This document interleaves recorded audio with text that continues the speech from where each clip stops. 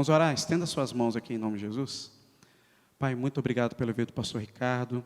O Senhor encheu o teu filho da tua palavra nessa noite.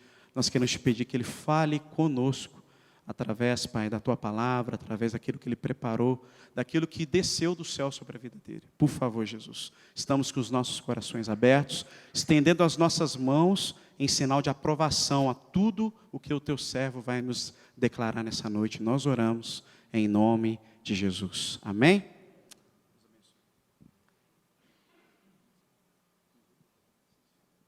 Boa noite, irmãos, a paz de Jesus para vocês.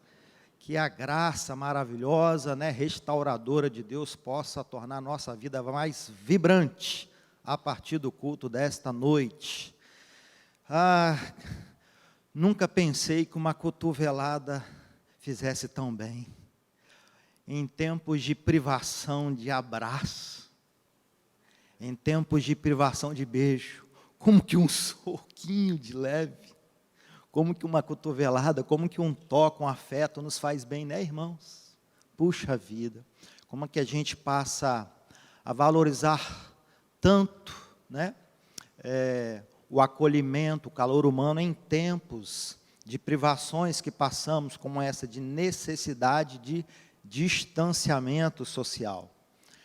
Olha, friozinho gostoso, se o pastor Ederson estivesse aqui, um beijo no coração dele, ele deve estar assistindo. A gente estaria com mais frio ainda, que ele gosta de um ambiente gelado, né, Altemar? Ali o nosso pastor é. O título da mensagem desta noite é: o que falta para você decolar.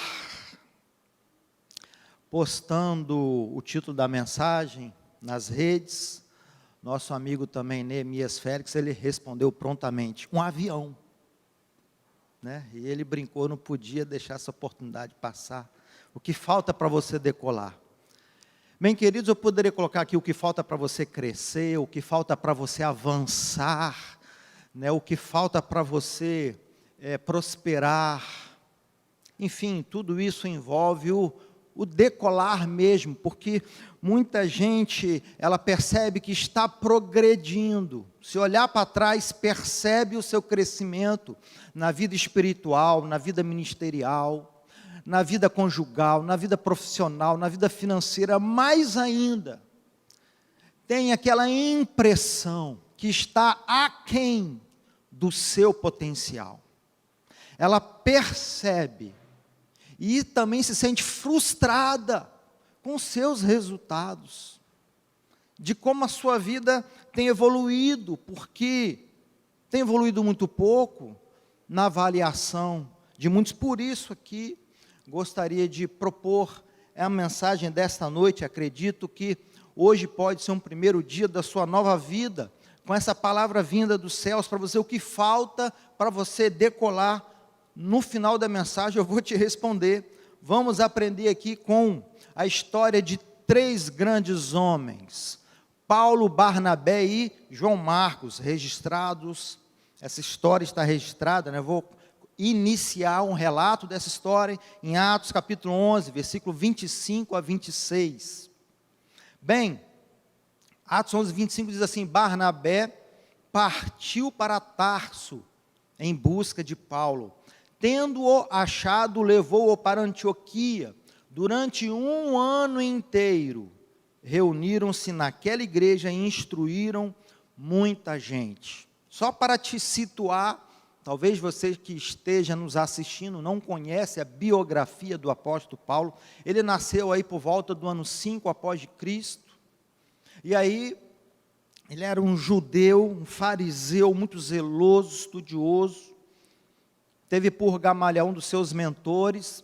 E ele era tão zeloso pela lei que quando o evangelho estava explodindo em Israel, ele tentou deter o avanço do cristianismo por violência física.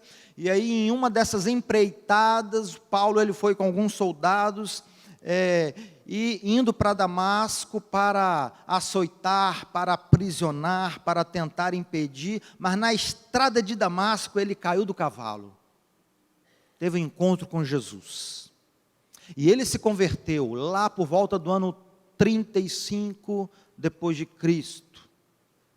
Bem, ele ficou cego, e ele se dirigiu então para Damasco, foi orientado por Deus ali para Damasco. E ali em Damasco, Deus falou com um discipulador chamado Ananias. Ananias vai lá discipular Paulo. Ananias falou: é ruim? Eu discipular Paulo? Nunca. Paulo quer matar todo mundo que é crente. Não. Falei, tá, ao menos vai lá batizar Paulo. Também não. Não vou, vai. Acabou indo. E aí chega Ananias morrendo de medo na presença de Paulo. Falou: ó, Paulo, o negócio é o seguinte, Deus me mandou aqui, eu vou te explicar aqui o cristianismo rapidinho, está entendendo? Orou na cabeça dele, a sua visão foi restaurada, Ananias batizou ele, vazou com medo de Paulo. Mesmo Deus teve, não, rapaz, Paulo se converteu a outra pessoa. Senhor, tudo bem, mas só vou batizar ele, Paulo então ele ficou em Damasco, pregou um pouquinho, né? Mas aí depois ele foi para a Arábia, lá ficou no deserto. A Bíblia, no livro de Atos, por exemplo, ou em nenhum outro texto das cartas que Paulo escreveu, ele disse o que ele fez na Arábia. Mas aí ele voltou para Damasco de novo, começou a pregar um pouquinho, logo foi perseguido pelos próprios judeus, e o pessoal se sentiu confuso. O que Paulo está fazendo, gente? Pregou no evangelho que ele lutava contra, e os judeus, os fariseus o perseguiram, então ele correu para Jerusalém. Lá, chegando em Jerusalém, ele ainda não tinha estado pessoalmente, fisicamente com os outros apóstolos, o colegiado apostólico. O pessoal não queria receber.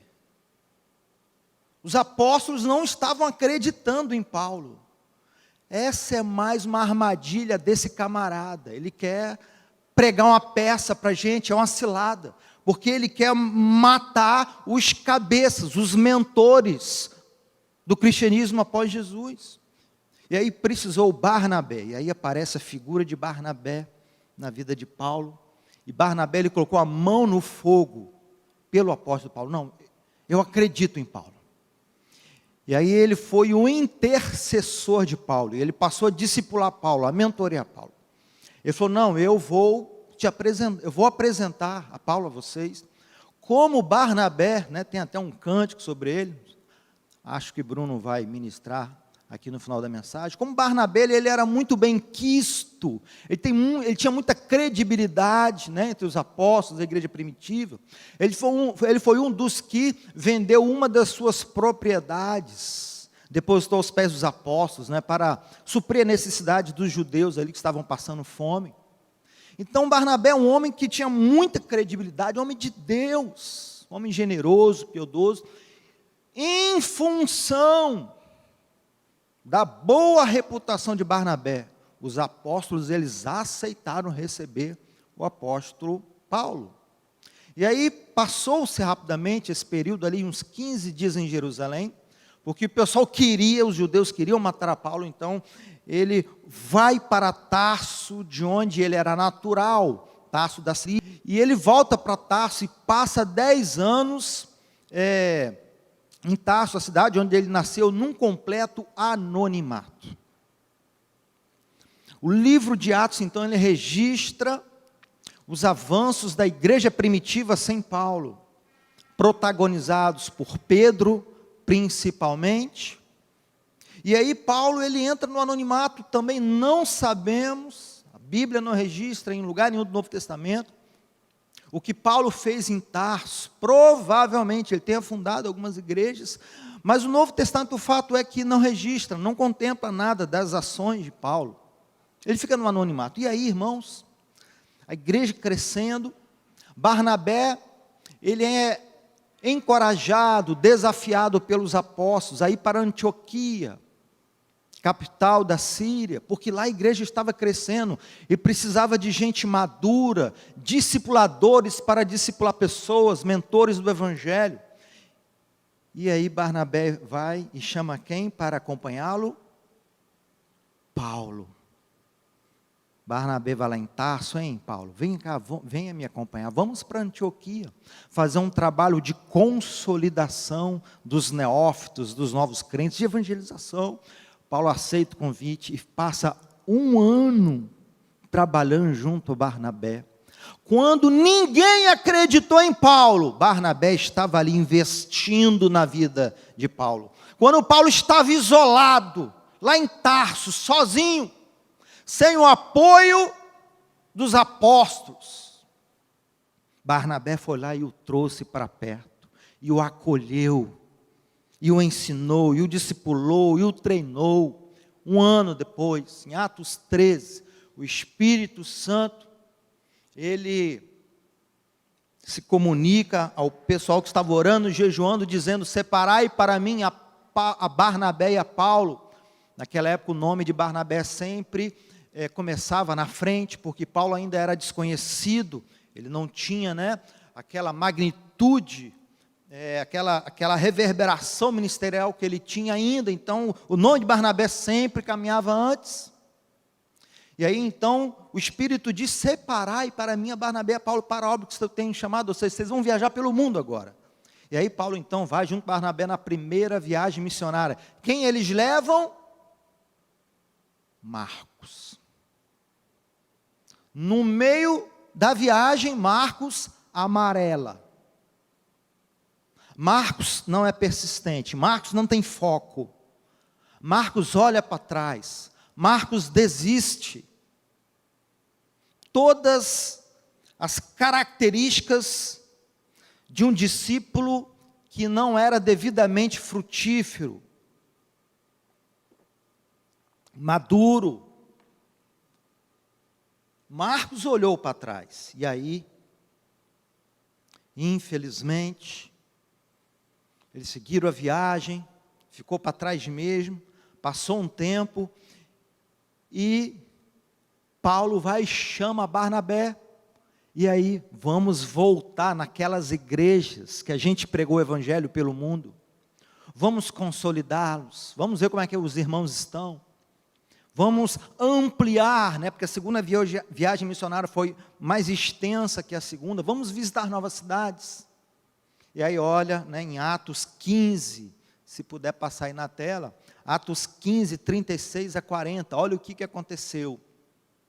Algum tempo depois, versículo 36, você pode acompanhar na sua Bíblia, Atos 15, 36. Algum tempo depois, Paulo disse a Barnabé: voltemos para visitar os irmãos em todas as cidades onde pregamos a palavra do Senhor, para ver como eles estão indo. Versículo 37. Barnabé queria levar João, também chamado de Marcos. Mas Paulo não achava prudente levá-lo. Por quê? Pois ele, abandonando-os na Panfilha, não permaneceu com eles no trabalho. De repente, se fosse eu e você, faríamos a mesma coisa que Paulo. Esse discípulo aqui, ele é falho, ele não vai aguentar o trampo, não é um soldado, um valente de Cristo, ele vai deixar a gente na mão de novo. Não acredito mais em João, esse cara aí, descarta. Não vai dar em nada não. Versículo 39. Tiveram um desentendimento tão sério que se separaram. Paulo e Barnabé se separaram. Mas Paulo escolheu Silas, escolheu um outro companheiro, viajou e foi para a segunda viagem missionária, encomendado pelos irmãos a graça do Senhor. O que aconteceu? Barnabé, irmão, diferente de Paulo, não abandonou João Marcos. Parece que Paulo, ele agiu tudo bem friamente, cartesianamente, matematicamente, Paulo, ele calculou os riscos no ministério, ele queria levar os melhores, para que a obra fosse, frutífera, para que conseguisse alcançar resultado, produtividade. Barnabé não, falei, não, eu não vou abrir mão de João Marcos. Paulo, eu não abri mão de você. No seu pior momento, que você estava lá em Jerusalém, corrido, que você pediu o acolhimento, que ninguém quis te olhar, ninguém acreditava em você, eu botei a minha mão pelo fogo. E eu vou fazer a mesma coisa por João Marcos. Mas Paulo retrucava, mas como? Ele falhou. Barnabé, não tem problema, eu continuo acreditando nele. Esse estado ainda não é definitivo. Esse deslize não é para sempre. Eu acredito no potencial de João Marcos. E Barnabé foi junto com João Marcos, e discipulou, e mentoreou, e treinou, e acolheu, e tolerou, e teve paciência. Você sabe o que aconteceu com João Marcos, meu irmão? Atos capítulo 12, versículo 12. Quem era Marcos? Percebendo isso, ele, apóstolo Pedro, se dirigiu à casa de Maria, mãe de João, também chamado Marcos, onde muita gente se havia reunido e estava orando. João, também chamado Marcos, ele era filho de Maria, ele era, na verdade, ele era jovenzinho, novo. João Marcos, ele conhecia Jesus, enquanto Jesus estava aqui na terra. Sim, Jesus frequentava a casa de Maria. A casa de Maria era um QG, um quartel general, lá em Jerusalém. E João Marcos, ele era novo, ele ouvia as histórias de Jesus, ele conhecia os apóstolos. Ele era conhecido, só que ele é verdade, ele era muito novo ainda, de idade. Mas meu irmão, esse João Marcos se tornou um dos maiores obreiros do Novo Testamento. Olha o que o próprio apóstolo Paulo testemunhou a respeito dele, escrevendo a sua segunda carta a Timóteo, capítulo 4, versículo 9 a 11. Paulo estava na prisão, no final do seu trabalho, e ele disse, versículo 9, procure vir logo ao meu encontro, pois Demas, quando amando este mundo, abandonou-me, foi para a Tessalônica.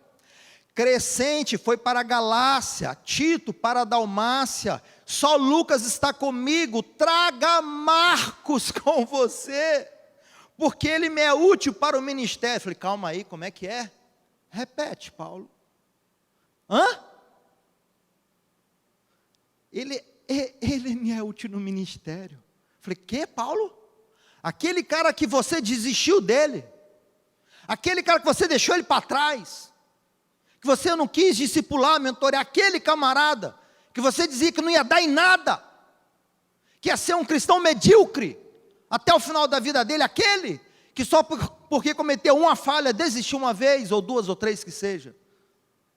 Você disse que não tinha mais jeito, esse é útil para o ministério. Sim, ele é útil no ministério. Ele mudou, ele cresceu, ele progrediu, ele decolou. Agora ele me é útil no ministério. Esse não é apenas um texto isolado. No livro de Filemão só tem um capítulo, por isso a gente lê Filemão 23, 24. Diz Paulo, Epáfras, meu companheiro de prisão em Cristo, te cumprimenta, dizendo para Filemão, cumprimenta você, Filemão. Epáfras te cumprimenta, e assim também Marcos, Aristarco, Demas e Lucas, meus cooperadores. Agora note, no texto anterior, Paulo ele reclama e se queixa que Demas, amando este mundo, o abandonou, em 2 Timóteo 4 e 10. Isso foi um período após ele ter escrito Filemão, porque ele dizia aqui que o Demas já era cooperador dele, mas numa certa época, depois de um período, Demas ele abandonou. Marcos não. Depois que Marcos atingiu o nível de maturidade cristã, irmão, Marcos ele permaneceu firme. E aqui Paulo, ele de novo diz que Marco é um cooperador dele. Olha só quem Marcos se tornou. Calma, ainda tem mais. Colossenses 4, de 10 a 11. Versículo 10, Paulo fala, Aristarco, meu companheiro de prisão, envia-lhe saudações, bem como Marcos, primo de Barnabé. Vocês receberam instruções a respeito de Marcos, e se ele for visitá-los, recebam-no. Olha só, Paulo recomendando a igreja de Colossos para que recebessem, para que acolhessem a Marcos. Antes, ele tinha desistido, brigado com Barnabé. Eu não vou levar esse cara não vale um tostão, não vale a calça que veste, não vou levar. Agora ele estava, com um pensamento diferente. Porque Marcos mudou, Marcos cresceu, João Marcos se tornou um obreiro valoroso, a tal ponto de o apóstolo Paulo recomendá-lo, dizer que ele é útil no ministério, que ele é cooperador. E diz versículo 11, Paulo continuando, Jesus chamado justo, não é Jesus Cristo, uma outra pessoa chamada Jesus, que naquela época do Novo Testamento, várias pessoas chamavam Jesus, Jesus era um nome comum, né? Jesus chamado justo também envia saudações, estes são os únicos da circuncisão, que são meus cooperadores. Quem são meus cooperadores? Jesus, Aristarco e Marcos, eles têm sido uma fonte de ânimo, não está passando aqui no telão, mas confira na sua Bíblia, Colossenses 4,11, Paulo fala, Marcos é um dos meus cooperadores, que ele é uma fonte de ânimo, para mim que estou nesses momentos terminais da minha vida. Ah, irmão, não para por aí, você sabe, no que Marcos se tornou, no que João Marcos se tornou, o escritor do primeiro evangelho dos 4, pasme, se surpreenda, aquele jovenzinho que havia desistido, amarelado, ficado com medo, ou sei lá, de repente naquele percurso, ele teve outras prioridades que o fez ele canalizar suas energias para outro foco e não ali para a pregação do evangelho. O fato é que esse João, ele se tornou o escritor do primeiro evangelho dos 4, irmãos. O evangelho de Marcos que está na tua Bíblia, foi ele que escreveu. E ele é o primeiro, mas pastor, na minha Bíblia, Mateus está escrito primeiro. É Mateus, Marcos, Lucas, João, sim, irmão. Só que a Bíblia ela não foi escrita em ordem cronológica. A Bíblia ela está organizada de acordo com as suas características literárias. O Evangelho de Marcos foi escrito aproximadamente entre o ano 49 e 50 depois de Cristo. E note como é que os estudiosos, os teólogos chegam a certas conclusões, não apenas em função de dados arqueológicos, não apenas, mas note. Você sabia que apesar do Evangelho de Marcos ser o menor dos 4, há apenas 7% em Marcos, que não estão em todos os outros 3 evangelhos. O Evangelho de Marcos ele tem apenas 30 versículos que são peculiares a ele. Ou seja, todo o restante do livro de Marcos se repete em Lucas e em Mateus, pouca coisa em João, porque João não é um evangelho sinótico. Agora, 42% do evangelho de Mateus é compartilhado entre Marcos e Lucas, 59% do evangelho de Lucas você encontra em Marcos. Existem 93% de coincidências do evangelho de Marcos com todos os outros evangelhos. Sabe o que isso significa? Os apóstolos que conviveram física e pessoalmente com Jesus, que viram que o próprio Marcos muitas das vezes não viu, muitos milagres e ensinamentos que não ouviu. O próprio Mateus e Lucas não era apóstolo, tudo bem, não era um dos 12, mas o próprio Mateus e João que eram, eles leram o relato, o registro do evangelho que João Marcos escreveu, e usaram grande parte desse evangelho, irmãos. É mole, João Marcos se tornou um autor, um escritor do livro do Novo Testamento. Quem diria, quem apostaria nesse menino João Marcos? Porque Paulo não apostou, e eu te pergunto, quem é o maior discipulador do Novo Testamento? Muitos respondem equivocadamente, apóstolo Paulo. Não, Barnabé. Barnabé foi o maior discipulador do Novo Testamento. Barnabé discipulou ninguém mais, ninguém menos que Paulo e João Marcos. Que história fantástica. Irmão, ter um mentor, um discipulador como Barnabé, fez toda a diferença na vida de João Marcos, inclusive na vida de Barnabé. O apóstolo Paulo só se tornou o autor da metade do Novo Testamento. O apóstolo Paulo só se tornou tudo aquilo que ele foi, graças ao seu discipulador Barnabé, que se não fosse Barnabé, talvez Paulo, até hoje, estaria lá na sua cidadezinha de Tarso, esquecido no anonimato. E eu te pergunto, a partir do relato desses 3 homens, o que falta para você decolar? O que falta, o que está faltando para você crescer? Mais livros, a leitura de mais livros, fazer mais cursos, orar mais, fazer mais jejum, mais esforço próprio, mais conhecimento. É lógico, é importante ler livros. Eu gosto muito de ler livros, também gosto de escrever livros. Eu tenho 5 livros escritos e recomendo, leia livros, é bom ler livro. Mas será que é isso que falta para você decolar? Leia, eu não estou fazendo apologia contra os livros. No Brasil, a nossa média de leitura é de 1,5 livro ao ano. Os argentinos leem 7 livros por ano, irmão, 7 livros por ano. Se você lê 10 minutos todos os dias, dá para você ler 8 livros por ano de 300 páginas. 10 minutos só por dia, leia, lógico. Precisa fazer curso, invista na sua educação continuada, isso é excelente, é ótimo. Mas irmãos, tem tanta gente que já leu 200, 300 livros, ainda não consegue decolar, ainda está patinando. Me lembro, estava assistindo uma aula, estou fazendo um curso online da PUC, no Rio Grande do Sul, assistindo uma aula do Christian Barbosa sobre gerenciamento do tempo. Enquanto que ele falava, eu falei, gente, lembro-me desse conteúdo que eu li um livro, Vida Simples, de David Cornfield, em 1995. Eu li um livro que esse camarada aí, que é um expert aí, conhecido como o Senhor do Tempo, né? Ele tem um material escrito sobre a tríade do tempo, metodologia, gerenciamento do tempo. Em 1995 eu li um livro. Eu já adquiri um certo conhecimento sobre essa questão de gestão do tempo. E mesmo assim, como que isso se perdeu? Eu ainda não tenho praticado tudo, nem a metade de tudo que eu já li.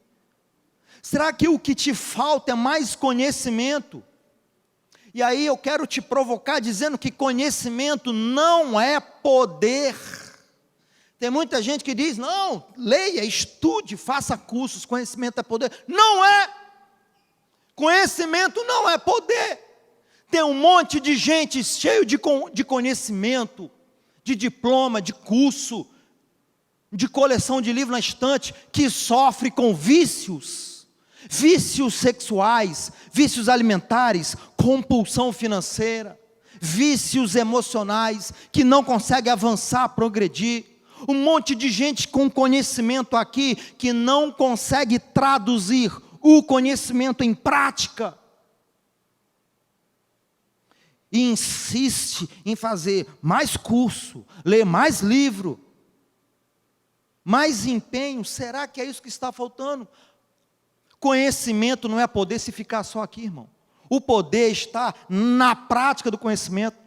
Tiago 1,22, Tiago já disse isso, não sejam apenas ouvintes da palavra, mas praticantes.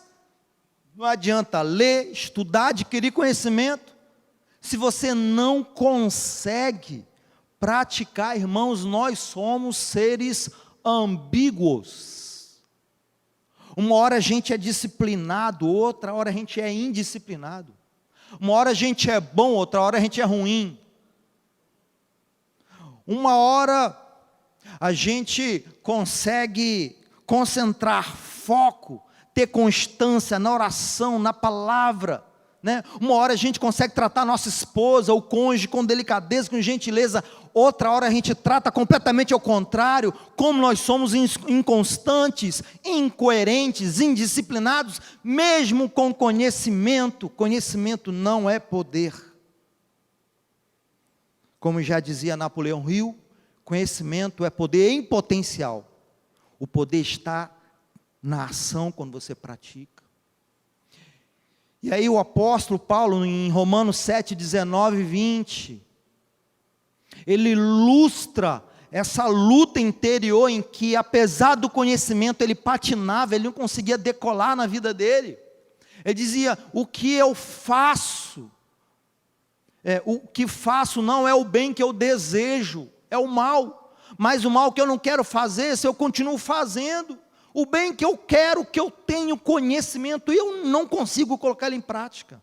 Eu tenho conhecimento, mas não se traduz na prática. Agora o mal, eu sei o que não é para fazer, eu vou e faço. E aí ele chega a uma conclusão: logo, já não sou eu quem faz, mas o pecado que habita em mim. Paulo intitulou essa inclinação sabotadora dos nossos potenciais como pecado. Mas aqui, gostaria de rapidamente fazer uma comparação entre o positivismo, racionalismo, defendido aí por Sócrates, Descartes, Comte, filósofos do iluminismo, e até, no caso Sócrates, antes de Jesus ainda, que exaltavam ter conhecimento, exaltavam estudar, exaltavam ler livro, exaltavam fazer curso, exaltavam a carreira solo. O que eu faço para eu crescer sozinho? Eu tenho que me esforçar, eu tenho que acordar às 5 horas da manhã, eu tenho que me empenhar, eu tenho que meditar, eu tenho que estudar formas de eu crescer na minha vida espiritual, na minha vida familiar, na minha vida enquanto pai e mãe. Eu preciso melhorar, eu preciso ser um cristão melhor. Então a pessoa ela fica sozinha, lutando, sozinha, meio que incentivado, né? O homem é um ser racional. Nossa virtude, o que nos distingue dos irracionais. Nós somos seres superiores. Mas, por exemplo, Freud, 1900, o que os psicólogos chamam, ele provocou uma ferida narcísica nesse homem que se gaba de ser um homem inteligente, que supervaloriza o conhecimento. É o inconsciente seu ali, Ele tem forças que você desconhece, que te seguram, que te aprisionam, que você não consegue colocar em prática o bem que você sabe. Por quê? Porque eu me descontrolo, porque eu sou ignorante com meus colegas de trabalho, porque eu tenho esse ímpeto de tratar mal, depois eu me arrependo. Por quê? Quantos maridos, às vezes, eles planejam: não, eu vou chegar em casa, eu vou dar atenção para os meus filhos, eu vou ser gentil, eu vou ser gentil com a minha esposa, eu vou surpreender minha esposa. Ele planeja, chega em casa, faz tudo ao contrário. Por quê? Será que não há um inconsciente aí, operando com forças desconhecidas? Hegel já falava do desejo. Há um desejo, uma inclinação interior que faz sabotar a sua vontade. Eu ouço isso muito no consultório, pessoas, por exemplo, que sofrem de compulsão alimentar. Já foi na nutricionista, irmão, tem mais conhecimento do que a nutricionista, porque já estudou todo tipo de dieta que você imaginar. Ela aguenta 1, 2, 3, 4, 5 dias. Sabe mais do que a nutricionista todas as propriedades de tudo quanto é que é alimento, e de acordo com o teste de DNA que ela fez, quais são os nutrientes que o corpo particular, peculiar dela precisa. Ela fica 1, 2, 4, 5, 10 dias na dieta, mas mesmo com conhecimento faz tudo o contrário. Não consegue agir de acordo com o conhecimento. Nietzsche, filósofo, ateu, trabalhou o conceito da transvaloração. O homem, ele muda seus valores ao longo do tempo, isso sabota. Professor Skinner, professor da Faculdade de Psicologia de Harvard, que fundou o behaviorismo, falou: muita gente não consegue fazer o bem por causa dos seus condicionamentos, foi condicionado ao longo da vida inteira, né? Condicionado a reagir de forma agressiva, ou condicionado a agir de forma omissa. E você fala para o sujeito: você tem que aprender a defender os seus direitos, você não pode permitir com que os outros te passem a perna. Você fala isso para o seu marido, você fala isso para o seu filho, você fala isso para o irmão da célula, ele já tem 30, 40, 50 anos de idade. Você está sofrendo no seu trabalho, você não pode permitir com que o seu chefe, seu colega de trabalho faça isso. Pare de ser omisso, pare de ser medroso. E você fala, aconselha, diz, a pessoa ela tem tudo aqui o conhecimento, já leu o livro de assertividade, já fez tudo, de inteligência emocional, de tudo. Chega na hora, a pessoa ela trava, ela não consegue agir de acordo com o conhecimento, porque ela foi condicionada a silenciar, a se omitir. Frederick Pierce, um outro psicólogo, falando da percepção distorcida, ou seja, vários outros campos de saberes estudiosos. Assim como o apóstolo Paulo usa a expressão de o pecado que habita em mim, ou então a carne, sarx em grego, a carne que habita em mim, a concupiscência dos olhos, muitas das vezes me vence, eu não consigo avançar, eu não consigo crescer. Meu Deus, o que eu preciso então para eu decolar na minha vida? Ler mais livros, fazer mais cursos, orar mais, ser mais disciplinado nas minhas práticas espirituais, de meditação, de leitura de Bíblia. O que eu preciso fazer? Eu já tentei tudo isso, já tentei. Talvez você se sinta assim, esteja aqui presente, ou esteja aí nos assistindo pela internet, na sua casa. Talvez o que você precisa é de um Barnabé na sua vida. Talvez o que você precisa é de um discipulador para te ajudar a você romper com seus medos, com as suas travas, com esses bloqueios, coisa que sozinho, apenas com a letra de um livro, de um conhecimento adquirido de um curso, você não vai conseguir sozinho. Howard Hendricks, no seu livro Aprenda a Mentorear, ou Aprenda a Discipular, na página 19, Luciano, ele escreveu o seguinte: não precisamos de mais regras para seguirmos, o que precisamos de fato é de alguém que nos ajude a crescer.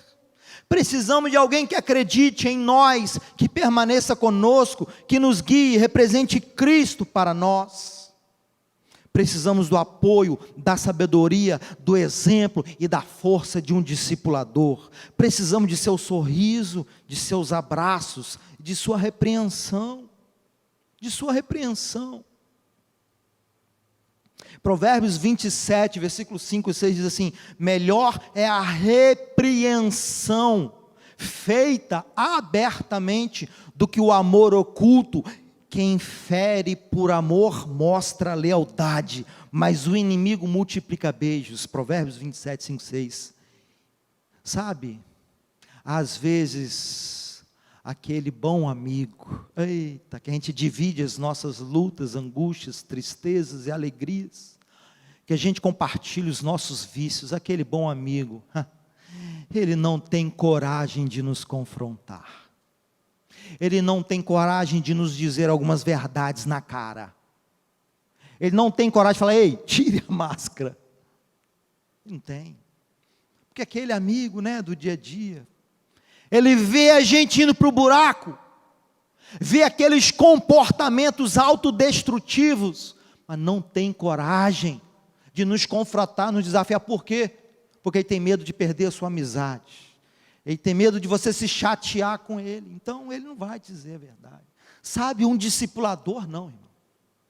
Um discipulador é um cristão mais maduro, que tem uma caminhada mais do que você, e que se importa contigo, a ponto de falar: ei, querido, você já avançou muito, mas você precisa consertar isso aqui, porque o que você está fazendo está errado. Isso está destruindo você, está destruindo sua família.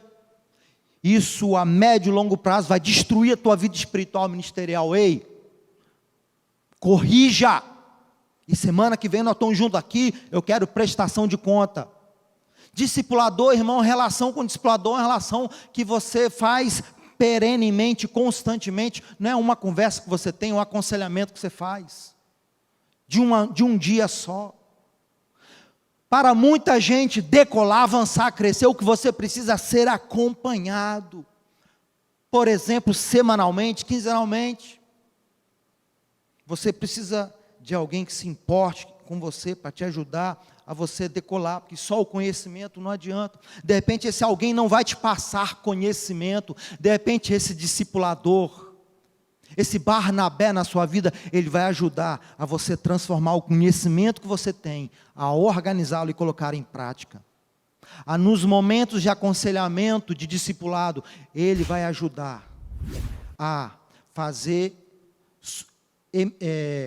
subir, né, fazer emergir os medos, os bloqueios, que antes você não era consciente, e vai desqualificar junto com você, vai ajudar você a vencer. Mas, irmãos, quanta gente tem medo de buscar ajuda. Provérbios capítulo 15, versículo 22, os planos fracassam por falta de conselho, mas são bem-sucedidos quando há muitos conselheiros. Você pode ter conselheiros para cada área da sua vida. Qual é a área da sua vida que você esteja patinando?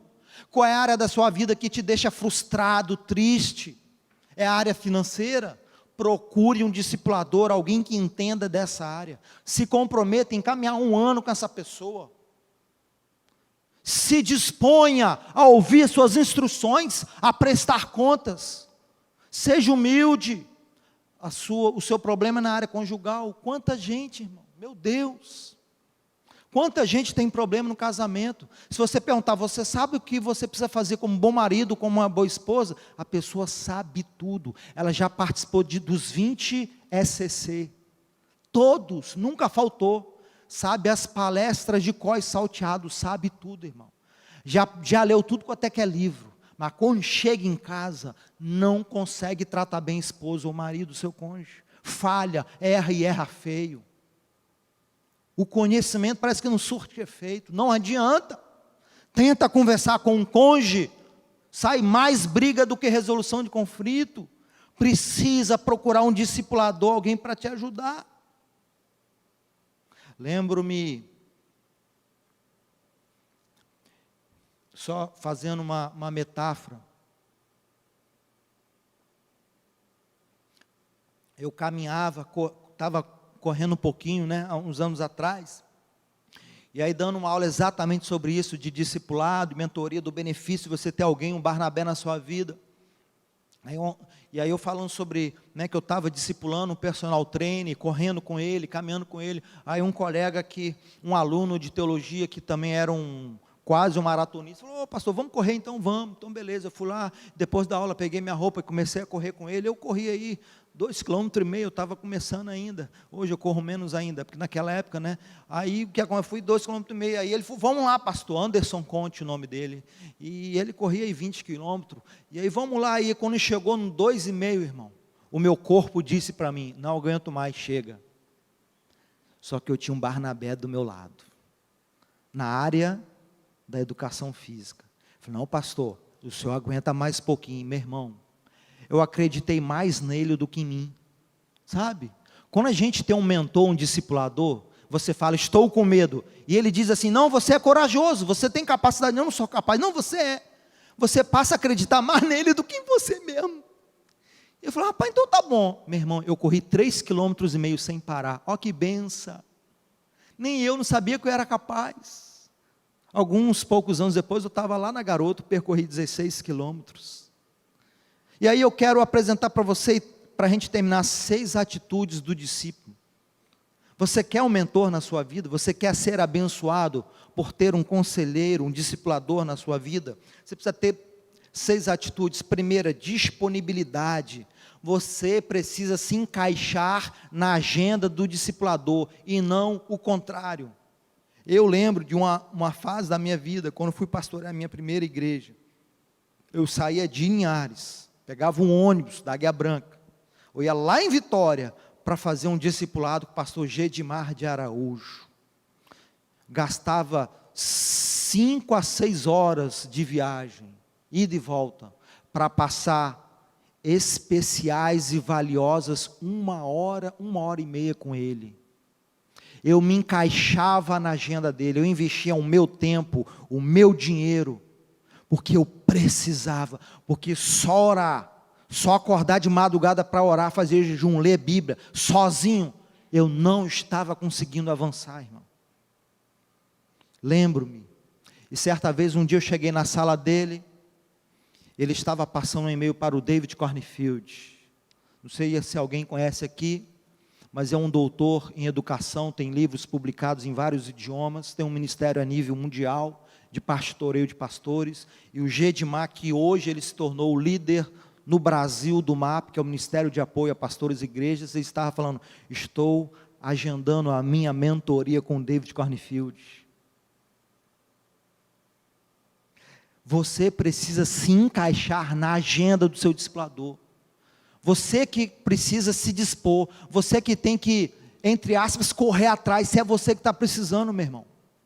Eu só posso, sexta-feira, 10 horas da noite, discipulador, mas 10 horas da noite é o dia, de eu passar com minha família, é o dia. Não, meu irmão, eu me lembro de eu ter um mentor em outra área da minha vida, que a gente fazia segunda-feira, 7, 8 horas da manhã.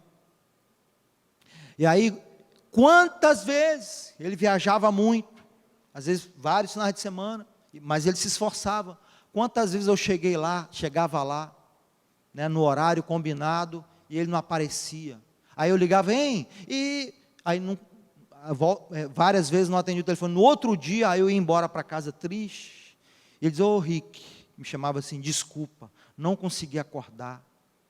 Sabe, você precisa ter tolerância, esforço, empenho.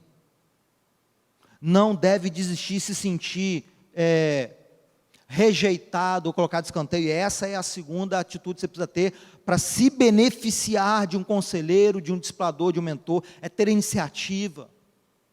Não é você esperar o pastor Ederson, ele que tinha que ver a minha situação, e ele ligar para mim, e o pastor Ederson que tinha que vir na minha casa todos os dias da semana. Ei, é você que tem que persistir. Nossa igreja tem célula. Eu não sei quem você pode eleger como seu discipulador. Por exemplo, você pode tentar começar pelo seu líder de célula. Cola no seu líder de célula. Cola na sua líder, se ela é mulher. Qual é o horário que você tem? A minha agenda aqui está cheia. Eu só tenho aqui sexta-feira, meia-noite, pelo Zoom, pelo Hangout, pelo Team da Google, sei lá, pelo chamado. Não tem problema. Eu tenho que acordar amanhã 4 horas da manhã. Você pode meia-noite? Meia-noite eu estou te ligando, eu estou aceitando, porque eu é que preciso. Eu vou me encaixar na sua agenda, eu vou ter iniciativa, eu vou perseverar até eu conseguir um horário com você. Você que tem que lutar, irmão, você que está precisando. Não é o discipulador, o pastor, o líder de célula, não é ele que tem que se encaixar no seu horário, não. Não fique com receio, de ser rejeitado ou inferiorizado. Procure ajuda. 3, tenha transparência, rasgue o seu coração, seja sincero, fala o que está acontecendo, seja transparente e humilde. Tiago fala que Deus, ele resiste os soberbos e orgulhosos, mas ele concede a sua graça aos humildes. Você quer receber graça? Você quer romper aquilo que está te escravizando, aquilo que está te colocando para baixo, aquilo que está segurando como um chiclete, que não deixa você avançar? Seja humilde, você vai receber graça. 4, você tem que ter sede de crescer. Demonstre para o seu mentor, para o seu discipulador, sede de crescer. Eu quero estar com você. Vamos supor que não tivesse pandemia. Fora o horário. Mas olha, eu sei o dia da gente se encontrar, é todo sábado, sei lá, após o almoço, só que eu estou aqui em Guriri, estou aqui curtindo minha casa. Não tem problema, eu vou em Guriri, eu gasto meu tempo, gasto meu petróleo, gasto meu dinheiro, mas eu não vou deixar de passar uma hora contigo. Sede de crescer, irmão. O interesse do discípulo desperta a disposição do discipulador. Você sabe por quê? Porque o cara que é um bom discipulador, o cara que é um bom líder de célula, um supervisor de célula, o cara que é um bom pastor, esse cara é concorrido. Essa pessoa, todo mundo quer um tempo com ela, e você acha que ele vai dar tempo para quem? Para quem demonstrar mais sede, sangue nos olhos, de querer estar com ele, aprender com ele. Você tem que ser um desses, não é fazer corpo mole não. 5, já falei, invista tempo, atenção em dinheiro. Jesus falou em Mateus 6:21, onde estiver o seu tesouro, aí também estará o seu coração.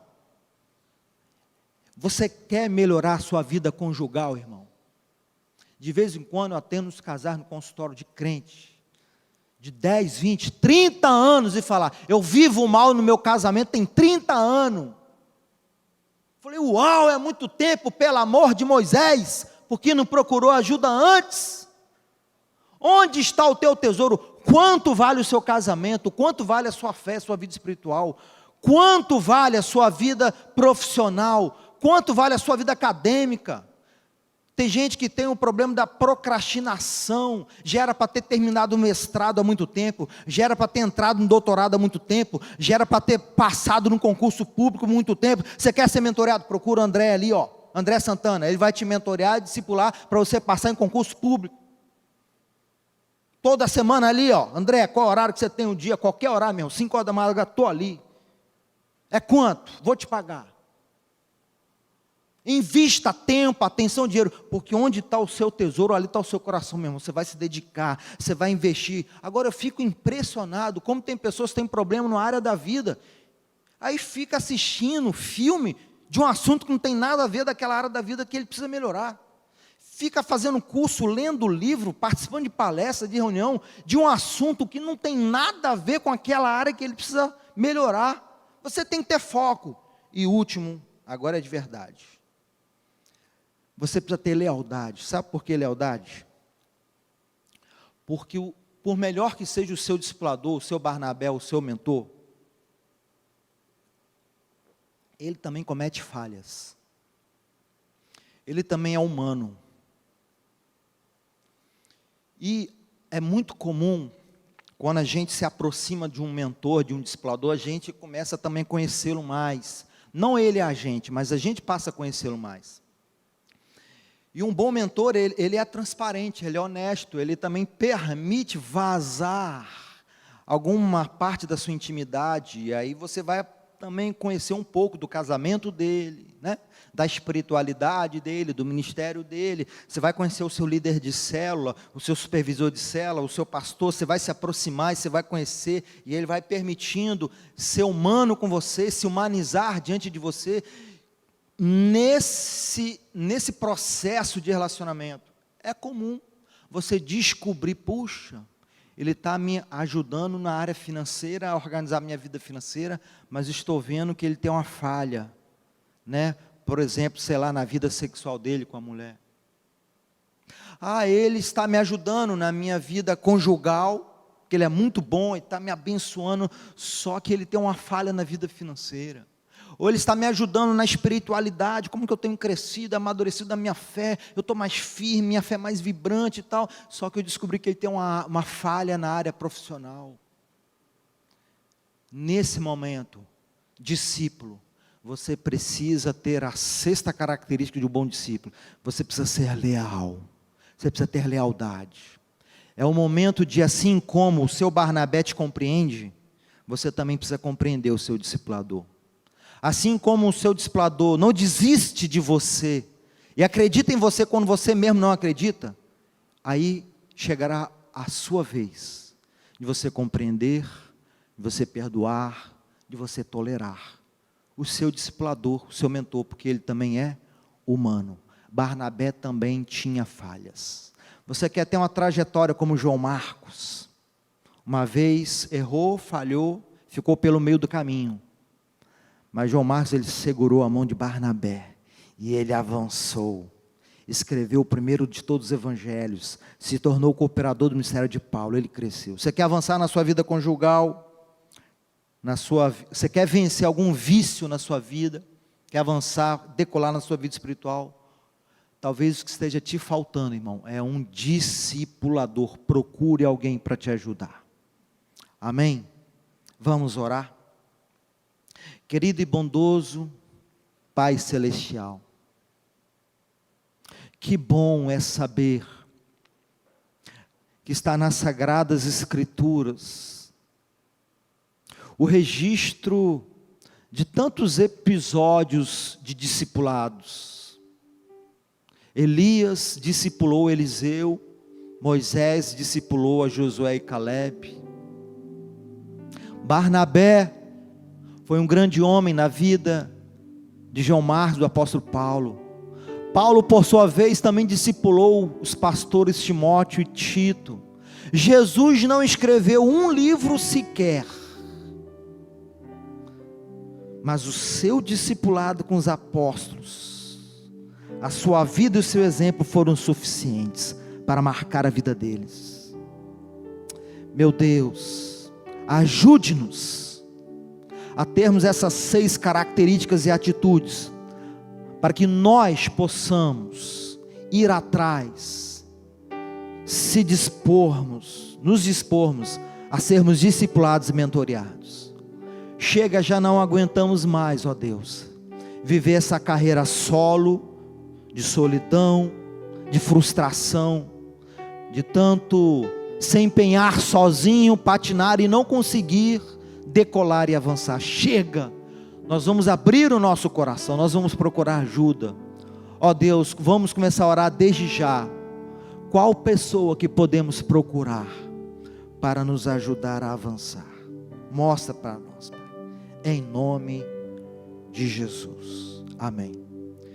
Querido, me perdoe por causa do horário, eu não consegui preparar os slides aqui por causa do telão que é widescreen, eu tive uma dificuldade, mas se você quiser os slides dessa mensagem, você pode entrar em contato comigo, pode passar um zap, 99829-6001, eu vou te mandar todos esses slides, referências bíblicas, frases, né? Se você quiser me seguir no Instagram, @psicólogo, ricardobanandão.psicólogo, eu posto sempre conteúdos relevantes como esse, né? Lembra que eu falei, é para você investir em leitura também. Essa mensagem é baseada nesse livro aqui, Curados pela Graça. Se você quiser adquirir, investir um pouco no seu crescimento também. Mas o ideal é compartilhe isso com alguém, né? Procure alguém para te ajudar, para te mentorear, para discipular. Talvez essa pessoa esteja na sua própria célula, muito pertinho de você aí, viu? Deus te abençoe.